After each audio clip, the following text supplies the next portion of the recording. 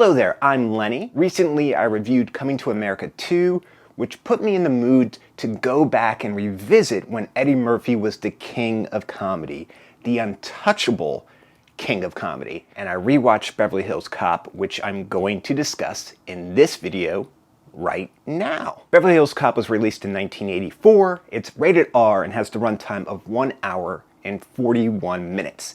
This is an action comedy, it's a buddy cop movie, and this film helps solidify Eddie Murphy as a bankable movie star, as a bankable lead in films, more so than 48 Hours did, which was released in 1982. When we first meet Detroit detective Axel Foley within this film, Axel is conducting an undercover sting which was not approved by his department, where he is trying to sell a truck full of illegal cigarettes to two crooks. While they're conducting this illegal transaction in the alleyway, two cops come through. The crooks flee, one of which hops into the driver's seat of the massive two-trailer truck, steals it, and is driving through Detroit with the back open and Axel Foley being flung around from side to side, hanging on for dear life.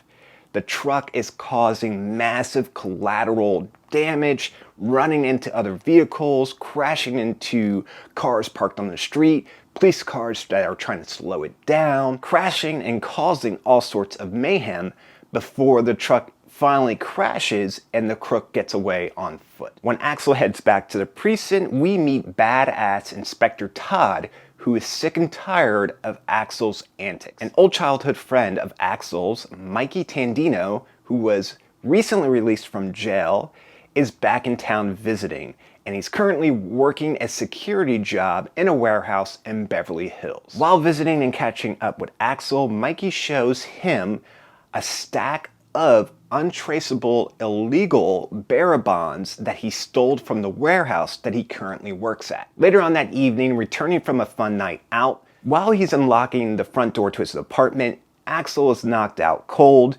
and Mikey is killed by Zach, who works for Victor Maitland, and Victor Maitland owns the warehouse where Mikey stole the bearer bond. The character Zach is played by the amazing Jonathan Banks, who also plays the character Mike Ehrentraut on the shows Breaking Bad and Better Call Saul. Axel requests to take some vacation time, and what he's going to do is he's going to head out to California to figure out why his friend Mikey was killed. As Axel is driving his car through Los Angeles and through Beverly Hills, this is where we're going to insert a fun 80s montage of cool 80s music and wacky 80s fashion. Axel goes to visit Jenny Summers, which is another old childhood friend of his.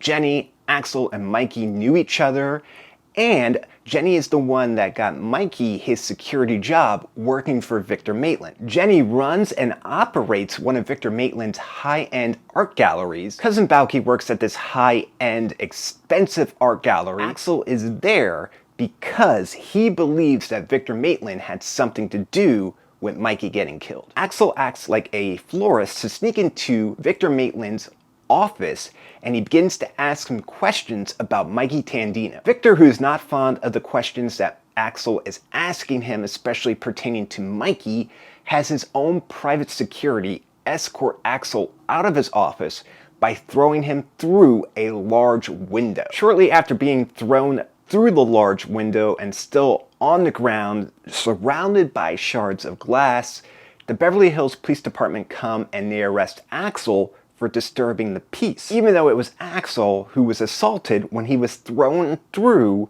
a large window to the outside. It's at the Beverly Hills Police Department that we meet Detective Rosewood, Sergeant Taggett, and Lieutenant Bogomil. It's Rosewood and Taggett's job to tell Axel to make sure that he is not investigating the Tandino case while he's in town. A young Damon Wayans with hair gives Axel some free bananas, which Axel sticks up the tailpipe of Rosewood and Taggett's car. As a gesture of friendship and to ask for their help, Axel takes Rosewood and Taggett to a strip club While there, the three of them stop a robbery attempt. Lieutenant Bogomil tasks Rosewood with the job of making sure that Axel leaves town that very day. Axel, Jenny, and Rosewood investigate one of Victor Maitland's warehouses, where they find crates containing cocaine and the bearer bonds. Victor and Zach take Jenny hostage.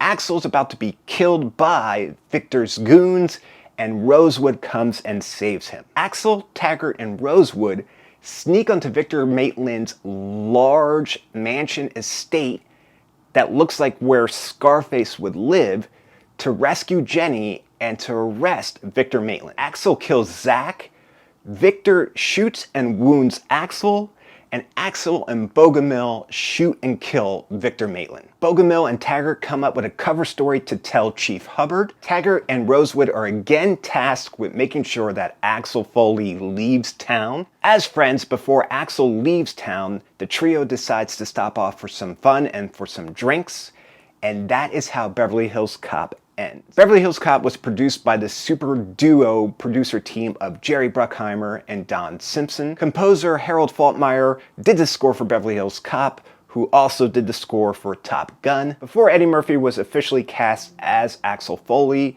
Sly Stallone, yes, Sylvester Stallone was cast to be in the movie. He also did a lot of major rewrites on the script, and when the role went to Eddie Murphy, Sly Stallone later used the rewrites that he did for Beverly Hills Cop and used them for a movie called Cobra. Rating Beverly Hills Cop on a scale of 1 to 10, with 10 being the best score that it could get, I give the film a 7.